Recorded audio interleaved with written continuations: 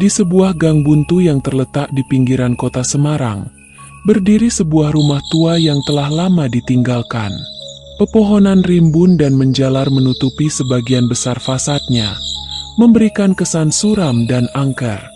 Warga sekitar selalu menghindari rumah itu. Berbagai cerita mistis telah melekat kuat di benak mereka dari generasi ke generasi.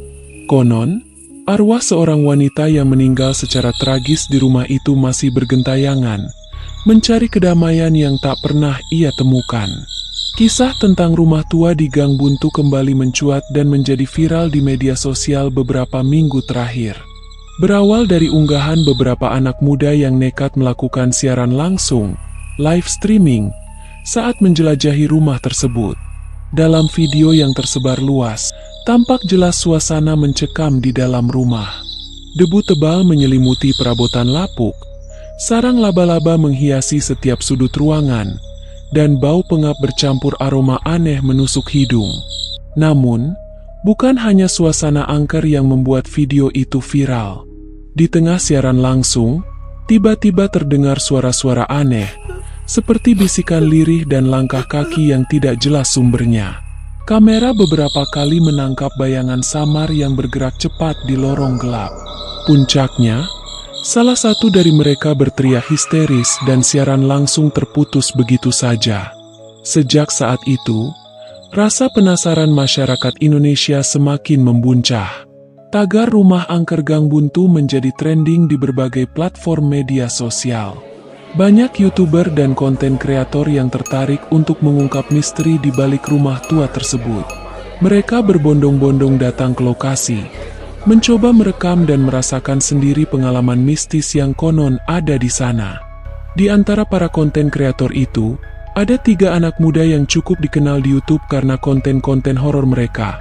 Risa, seorang gadis pemberani yang selalu menjadi pemimpin. Arya, si ahli teknologi yang bertugas merekam dan menganalisis setiap kejadian. Dan Kevin, anggota tim yang paling mudah panik namun memiliki kepekaan terhadap hal-hal gaib.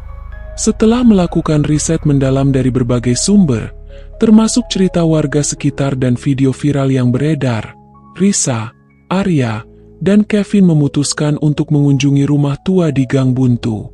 Mereka mempersiapkan peralatan perekaman terbaik, termasuk kamera dengan fitur night vision, mikrofon sensitif, dan alat pendeteksi aktivitas paranormal sederhana. Malam itu, suasana di sekitar gang buntu terasa lebih sunyi dari biasanya. Cahaya bulan sabit yang samar hanya mampu menembus celah-celah pepohonan, menciptakan bayangan-bayangan aneh yang menari di dinding rumah tua. Sebelum memasuki gerbang berkarat, Risa mengingatkan kedua temannya untuk tetap tenang dan fokus. Dengan hati-hati, mereka memasuki pekarangan rumah. Suara derit langkah kaki mereka di atas daun-daun kering memecah keheningan malam. Pintu utama rumah tampak terbuka sedikit, seolah mengundang mereka masuk ke dalam kegelapan. Saat mereka menginjakan kaki di ruang tamu yang luas, aroma pengap langsung menyeruak. Perabotan tua yang ditutupi kain putih tampak seperti sosok-sosok misterius dalam remang cahaya. Arya segera memasang kamera di beberapa sudut ruangan, sementara Kevin terlihat sedikit gugup sambil memegang alat pendeteksi aktivitas paranormal. Beberapa menit berlalu tanpa kejadian aneh. Mereka mulai menjelajahi ruangan demi ruangan. Di sebuah kamar tidur di lantai atas, mereka menemukan sebuah cermin besar yang retak dan sebuah kotak musik tua yang tampak berdebu. Tiba-tiba, alat pendeteksi aktivitas paranormal yang dipegang Kevin berkedip-kedip dengan cepat, disertai suara statis yang pelan. "Ada sesuatu di sini," bisik Kevin dengan suara bergetar. Risa dan Arya segera mendekat. Mereka mencoba mencari sumber anomali tersebut, namun tidak menemukan apapun yang mencurigakan secara visual. Mereka memutuskan untuk memasang mikrofon sensitif di kamar itu dan melanjutkan penelusuran ke ruangan lain. Di ruang makan, mereka menemukan sebuah meja makan panjang yang masih tertata dengan piring-piring keramik yang berdebu dan gelas-gelas kristal yang buram. Di salah satu kursi, tergeletak sebuah buku harian tua. Risa dengan hati-hati mengambil buku itu dan mulai membacanya. Tulisan tangan di dalamnya tampak rapuh dan menggunakan bahasa Indonesia lama.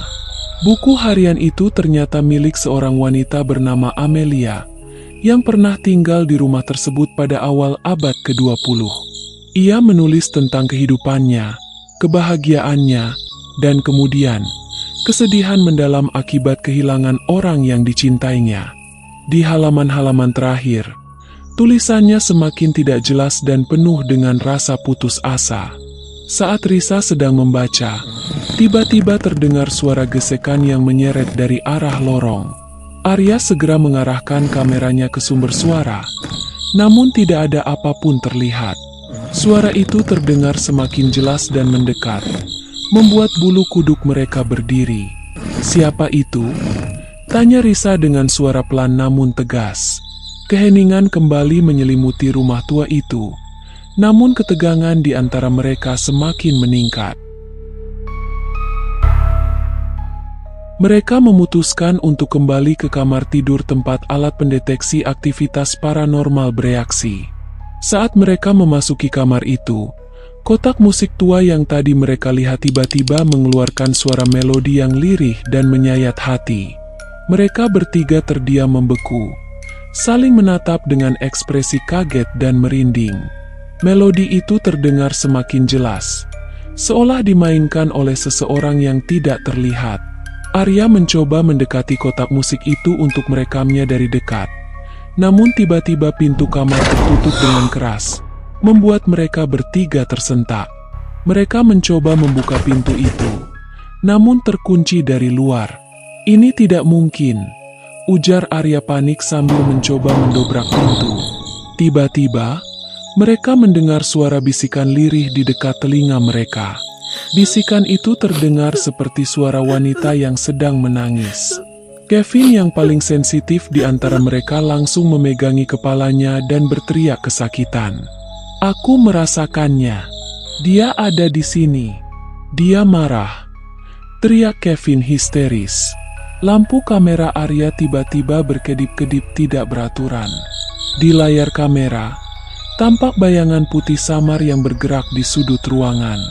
Risa mencoba menenangkan Kevin dan menyuruh Arya untuk terus merekam. Mereka terus mencoba membuka pintu, namun tidak berhasil. Suara bisikan dan tangisan semakin jelas terdengar.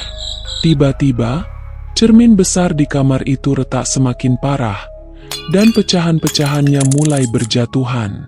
Dalam kepanikan, Risa teringat akan buku harian yang ia bawa. Ia mencoba mencari halaman terakhir dan membacanya dengan suara lantang, berharap bisa menenangkan arwah Amelia. "Aku hanya ingin kedamaian. Mengapa kalian menggangguku? Tinggalkan aku sendiri." Saat Risa membacakan kalimat terakhir dari buku harian itu, suara-suara aneh di sekitar mereka perlahan mereda.